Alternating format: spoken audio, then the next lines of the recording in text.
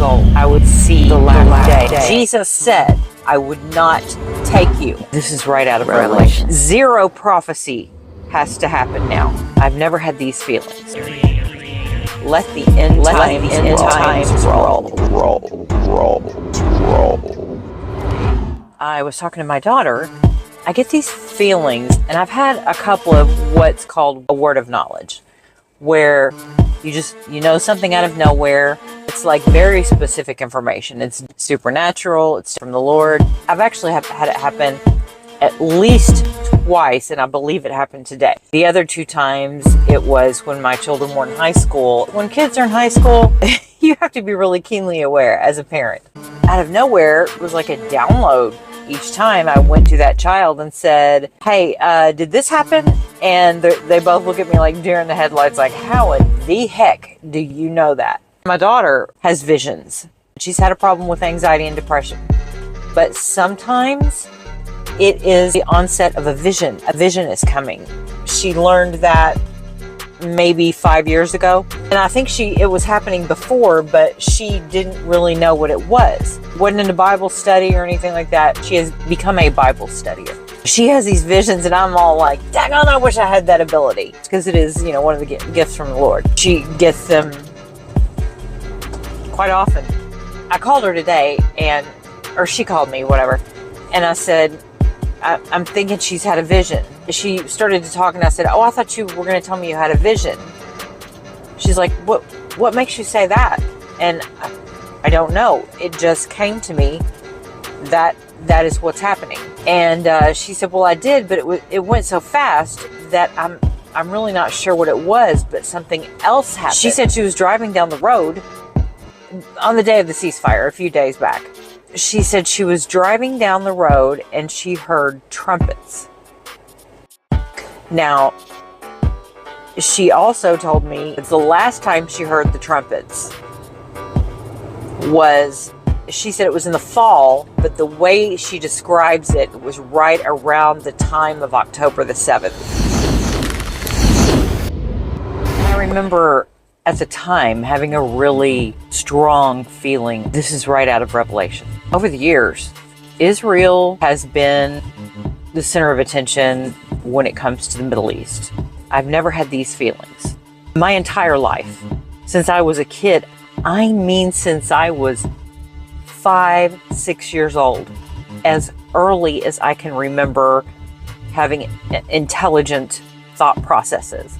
I remember feeling very strongly, just knowing I was in that group of people that would see the last day on this earth as we know it today.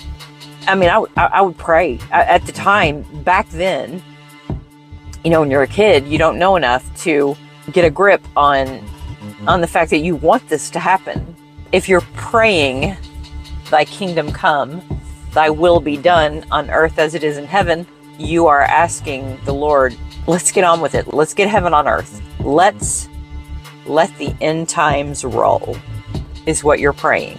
And you are to pray that. Jesus told you to.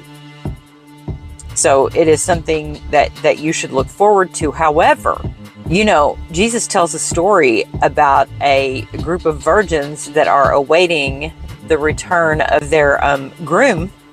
And one group of those virgins was running out of oil. So they had to go buy some oil. When they went to buy the oil, they came back and it was too late. He had already come. And this story is about being prepared, because Christ will come. It will be very soon. Zero prophecy has to happen now. If you are a person who is in the least bit interested, interested in not being around for the horrific things that are going to take place, the trials and tribulations of the end times, persecution and martyring of Christians, the only people that won't suffer during this time are people who take the mark of the beast. They will be able to trade, buy food, pay for gas, but the people who don't take the mark and don't take the mark, it would be better to anything else but that. And if you're not into this stuff, even science has now come to the conclusion that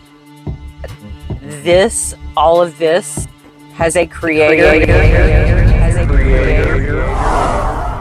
I try to prepare myself mentally. I try to prepare foods.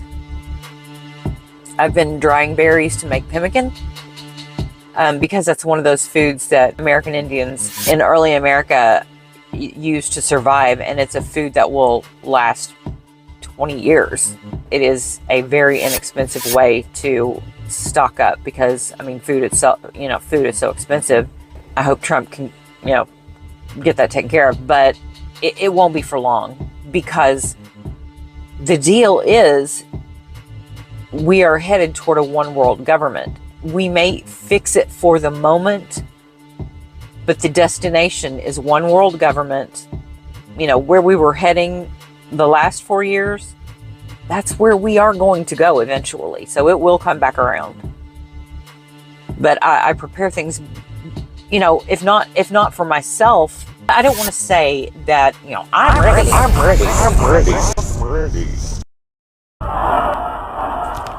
Because I watched a preacher one time. He was giving a testimony about how they were praying for answers about something with their church. And in the middle of praying for this, he had a vision, or either a vision or he heard Christ. They weren't getting the answer to their problem.